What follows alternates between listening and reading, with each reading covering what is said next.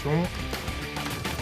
Il existe 5 autres bases opérationnelles, semblables à celle-ci, réparties sur tout le territoire. Chaque jour, ce sont des dizaines de pilotes de chasse qui sont en stand-by pour lutter contre la menace d'une attaque terroriste. Mais pour intervenir dans le ciel, il n'y a pas que les avions. L'armée de l'air dispose d'autres moyens.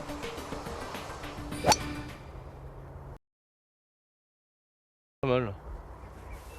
J'ai eu un petit break pour taper quelques balles et ça permet d'aller souffler, de respirer un peu à l'extérieur. On a la chance et l'opportunité d'avoir un golf sur la base. Rester zen, se vider la tête, le capitaine Sébastien en a besoin. De ses aptitudes mentales dépend la vie de millions de personnes.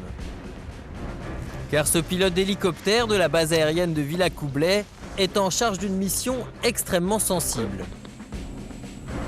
Avant de chambre de sauvetage d'équipé.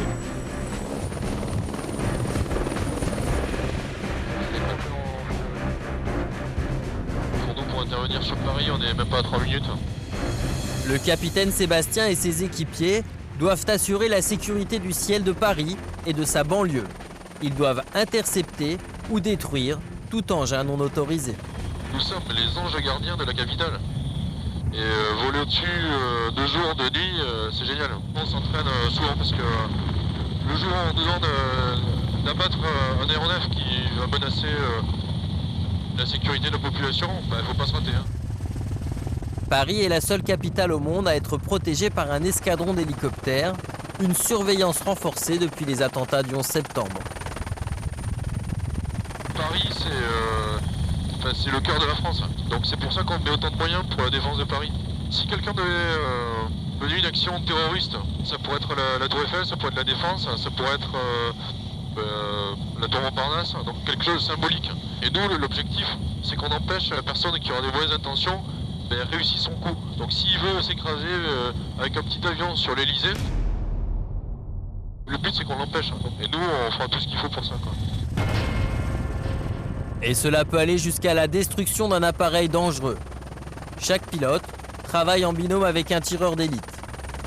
Parmi eux, le caporal-chef Richard. Après des tirs de sommation, sur ordre exclusif du Premier ministre, il peut ouvrir le feu. Mais ce cas de figure ne s'est encore jamais produit. En mission, ces tireurs d'élite se servent surtout de panneaux lumineux pour communiquer avec les pilotes des appareils perdus ou en panne de radio. Retour à la base de Villacoublay. Nous sommes dans la chambre de Richard, le tireur d'élite, et pendant la permanence, il ne dort pas avec son arme sous l'oreiller, mais c'est tout comme. Merci.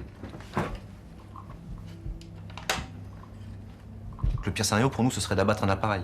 Il y aura des dégâts, c'est sûr, il y aura des victimes, mais si la décision était prise, c'est qu'il y aura moins de victimes par rapport à notre action que si l'action de l'appareil qu'on aura intercepté.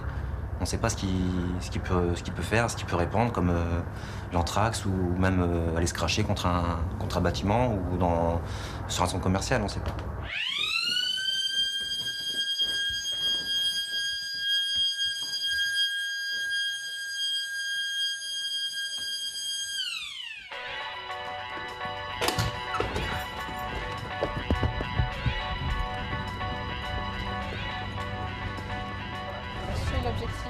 La base aérienne du Mont-Verdun vient de localiser sur ses radars un appareil suspect au-dessus de Paris.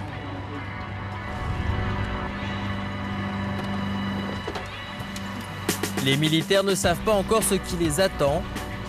En moins de 2 minutes, les hélicoptères décollent.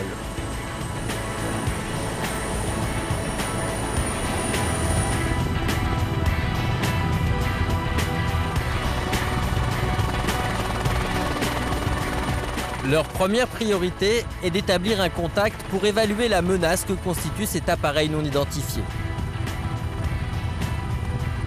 On va rentrer en communication avec lui pour lui demander en fait, quelles sont ses intentions et surtout si c'est perdu, qu'est-ce qu'il fait dans la zone puisqu'il n'a rien à faire là.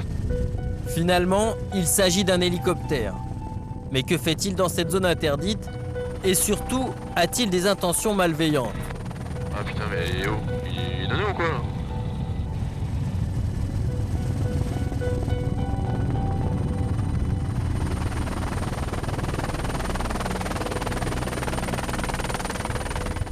Grâce à son panneau lumineux, le tireur d'élite lui indique sur quelle fréquence radio il doit passer.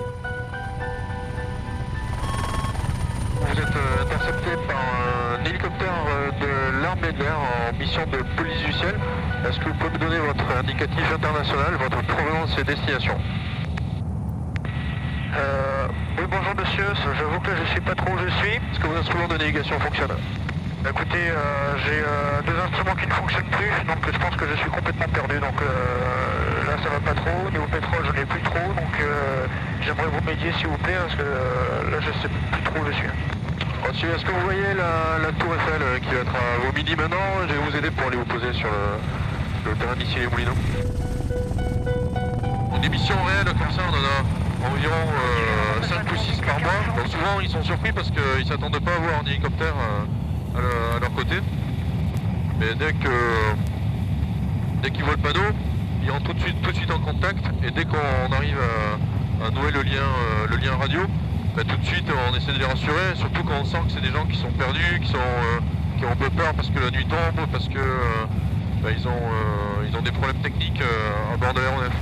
La population parisienne peut dormir en paix grâce à nous.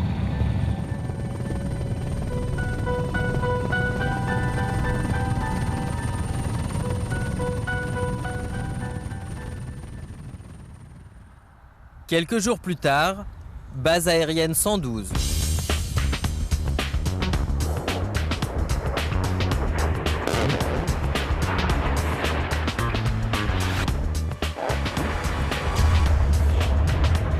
Ces terrains isolés en région champenoise, à l'abri des regards indiscrets, servent pour l'entraînement au tir des avions de chasse, mais aussi des hélicoptères.